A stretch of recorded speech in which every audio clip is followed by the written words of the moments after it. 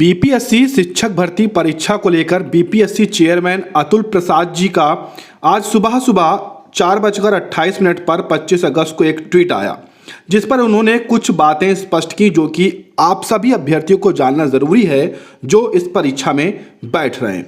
जी हाँ, चलिए देखते हैं। इन्होंने पहले ट्वीट में 2 ट्वीट किए हैं। पहला ट्वीट हम आपको दिखा रहे हैं।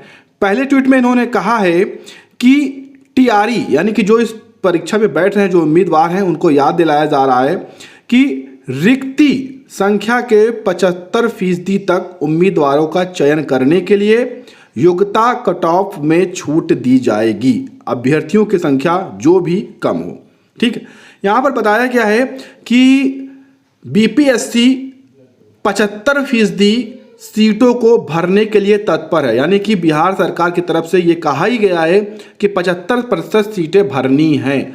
तो ऐसी स्थिति में अगर कट ऑफ ज़्यादा आ जाती है, यानी कि जो क्वालिफाइंग मार्क है, अगर वो क्वालिफाई करके अभ्यर्थी नहीं जा रहे हैं और 75% सीटें नहीं फुलफिल हो रही हैं, तो ऐसी स्थिति में उस क्वालिफाइंग मार्क को घटाया जाएगा और कुल मिलाकर 75% सीटों को भरा जाएगा। ये इन्होंने स्पष्ट किया है, यानी कि 80,000 सीटें हैं तो लगभग 60,000 सीटें हर हाल में भरी जाएंगी। उसमें क्वालिफाइंग जो मार्क है उसे कम भी किया जाएगा, चाहे इसके लिए कुछ भी करना पड़े। ठीक है, तो ये स्पष्ट है। तो यहाँ पर बहुत सारे अभ्यर्थियों का ये परेशानी थी कि हमारी जो कट ऑफ है वो कम बन रही है, तो ऐसे में आपको परेशान होने की आवश्यकता नहीं है। कम कट ऑफ वाले अभ्यर्थियों का भी यहाँ पर सिलेक्शन होने के चांसेस बहुत ज़्यादा हैं।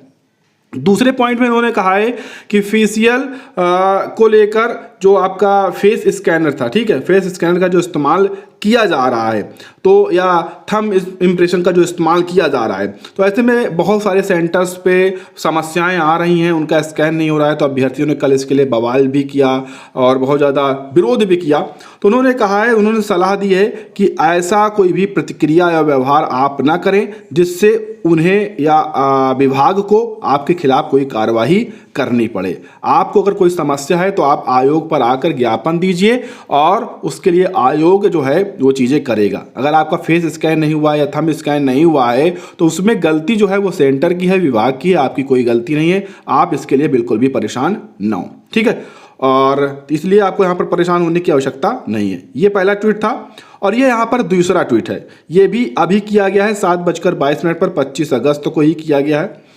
इसमें भी उन्होंने कहा है कि जो आपका एडमिट कार्ड है, ठीक है, उसमें जो QR कोड है वो स्कैन करने पर बहुत सारे अभ्यर्थियों का क्या बता रहा है, फेल्ड बता रहा है। ठीक है, तो उसके साथ में रोल नंबर भी है, तो आपको परेशान होने की आवश्यकता नहीं है। अगर आपका फेल बता रहा है तो ऐसी कोई समस्या आपको नहीं आएगी, आपको परेशान होने की बिल्कुल समस्या नहीं है। आप बिल्कुल नॉर्मल रहें, अपनी परीक्षा को दें।